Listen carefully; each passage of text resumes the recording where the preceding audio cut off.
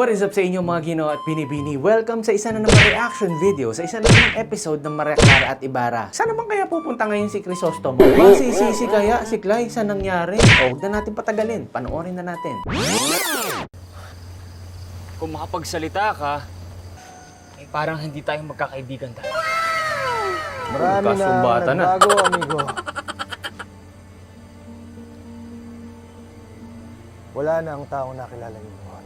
What? Patay na si Ibarra. Magsikan. Maaaring maging kaisa tayo kung gayon. Siya nga nagsusupply ng arma sa inyo. Buti pa si Elias kalmado. Ginagamit ko ngayon ang aking kapangyarihan upang udyokin ang mga mananakop para mas lalo kayong pahirapang mga Indio. Grabe. Libat yan rin ang matagal mo ng hangad, Elias. No lo entiendes? Para mas lalong mabulok ang mabahong bangkay ng matagal nang nabubulok ng sistema ito. Para mas lalong manggigil ang mga tao. So, ibig mong sabihin, Ibarra, hayaan na lang natin na yung bulok na sistema ngayon, pahirapan ng Pilipino. Sa ma-realize ng mga Pilipino na bulok yung sistema na meron tayo. Kailan pa kaya mangyayari yun, Ibarra? At maghiganti sa mga laong-laang nagpapahirap sa kanila hanggang lahat sila ay magsipag-alsa. Ano nangyari sa'yo, Ibarra? Saan yung diplomatikong paraan? Ito lamang ang naisip kong paraan para magkaroon ng tunay na revolusyon. Ngunit di mo ba naisip? Sa binabalak mong yan ay maraming tao ang maaaring madamay. Mga bata, matanda, lalaki, babae. Yun ba ang nais mo? Hoy, Fidel! Magagalit sa'yo LGBTQ. Ba't hindi mo sinama sila? Makakancel ka, Fidel. Elias, Hindi ba ito ang gusto mo? hindi ba't ito ay matagal mo na rin inimiti? Yun nga sinasabi ko, di ba? Ba't parang hindi happy si Elias? Alam nating dalawa kung ano ang kailangan ng bayan na ito. Inuudyok ko lamang sila upang sila ay kumilos at lumaban. Pala desisyon ka din eh, no? Nangingialam ko sa buhay na may buhay, Ibarra. Hindi pagbabago para mapabuti ang bayan natin. Ang nais mo, terorismo ng mga mananakop laban sa bayan ang gusto mo. Naku, ito na naman, mangungulit Sir, na wait! naman. Sir!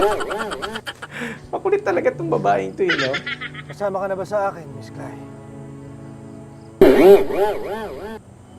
Kung gayon, wala na tayong dapat pag-usapan pa. Pwede bang pakinggan mo muna ako? Tuwing magsasalita ka o gagalaw ka, kinakabahan na ako at this point. May mapapahamak at may mapapahamak na naman dyan. Ano na naman kaya sasabihin nitong babaeng to?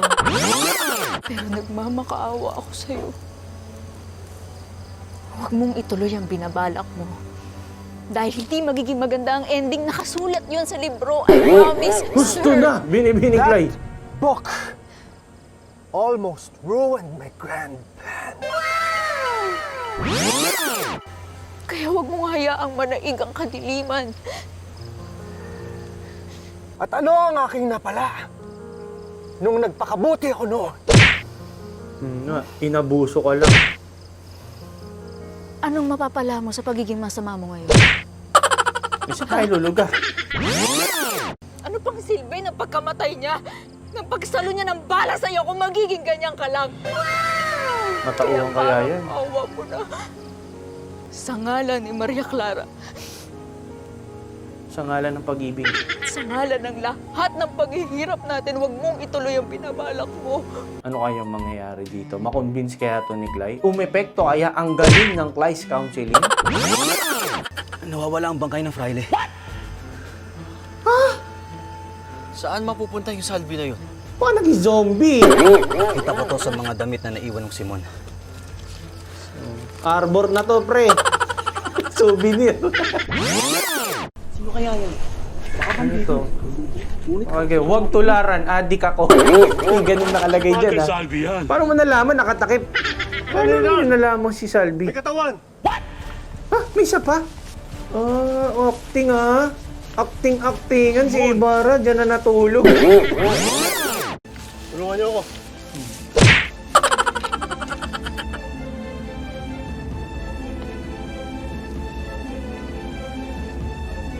Ano, hindi ka man lang nagising doon, Ibarra? Binuhat ka na't lahat? Ano kayong pandar nito ni Ibarra? May paganyang pang scene of the crime na nalalaman eh, no? Salamat. Umiiyakan mo talaga yan, Renato? Totoo ba? Salamat. Yung reverensya. At na-deads ka na? Salamat. Malaya na ako. at malaya na ako. Pero tignan mo ngayon. Ikaw ay purong alagad na ng ating bayan. At alagad ng pag-ibig. Na hininintay. Talaga naman. Bumanat pa talaga. Walang galang na. Oh, may serious. Hoy, dahan-dahan naman. May single dun sa tabi. Ah, nangiinggit kayo eh. Talagang pinagpapala yata ako ng Diyos sa inyong reverensya. Pero desafortunadamente, hindi pa rin ako makapaniwala na wala na ang Padre Sal. Yes, tamo. In fairness, parang lumuwag yung pakiramdam ko no, nung nawala sa eksena si Poknat eh, no? Parang sarap huminga eh. So ano na, Simon, talagang kinarir mo na yung pagiging kontrabida? Tsaka, ngayon wala na si Clarita, ano pang gagawin ni Clayton? Hindi pa ba tapos ang LP Link ba? Ano ba, matatapos na ba ang teleserye o may extend pa? Tingnan natin sa mga susunod na episode. Hanggang sa muli, mga Gino at Binibini. Bye-bye!